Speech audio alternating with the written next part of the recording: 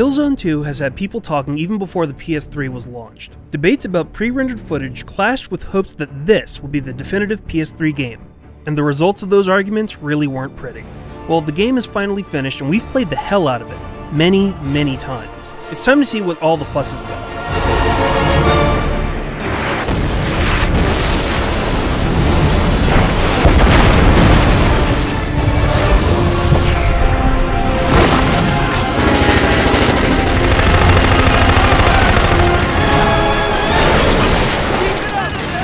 Killzone 2 continues the story from the first game and, more notably, Killzone Liberation.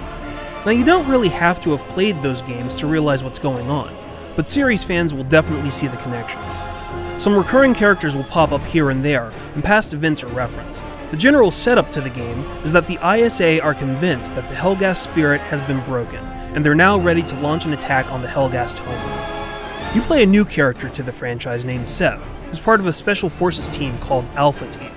Their objective is to capture the Helghan leader Visari. The story is relatively good for what it is. Rico, who's now your commanding officer, is still as unlikable and annoying as ever. But overall, the plot keeps the action moving, and there is a lot of action to be had in this game.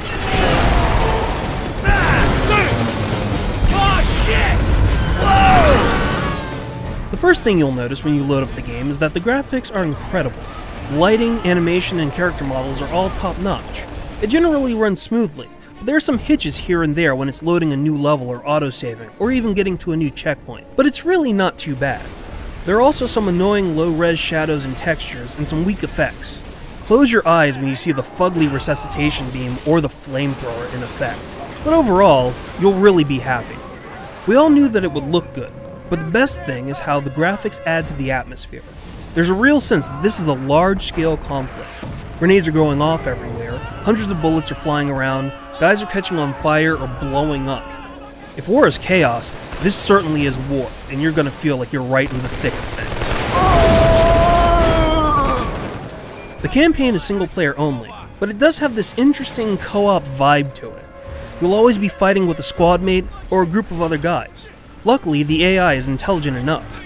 They'll cover you and they'll go after enemies that you probably haven't seen. Other times, they'll get in your way and you'll have to elbow them in the head to move on. The gameplay is solid. There's a cover system that's relatively intelligent. You stick to objects and you can line up shots or cook grenades from safety. There's also much variety through the whole campaign mode. You'll be going from giant battles, to ambushes, to choke points, to more vehicle-based levels. Now, I actually wish that some of the vehicle and turret levels were longer, because they're great moments where you really feel like you affect the flow of the entire battle. But overall, the single player is a great campaign for the entire 8 to 10 hours it'll take you to complete. So what about multiplayer? In a word, awesome. 32 people can play online, and if you don't have a full map, you can add bots. The multiplayer mode is class-based, and it's insanely deep. If you kill people or you do mission objectives, you get points that lead to promotions. These promotions unlock things like guns or other classes. The 8 maps are cherry-picked to maximize chaos, and there's a squad system with a dedicated voice channel and spawning on a squad leader to get people right back into the thick of the action. It's all very well thought out. The amount of hype behind Killzone 2 may lead some people to be disappointed, but that's not really fair to the game. The fact is that this game has a great single-player campaign, an amazing multiplayer component, and looks shiny to boot. It's a great start to 2009 for Sony, and you should definitely check it out if you own a PS3. For the full written review, head over to IGN.com.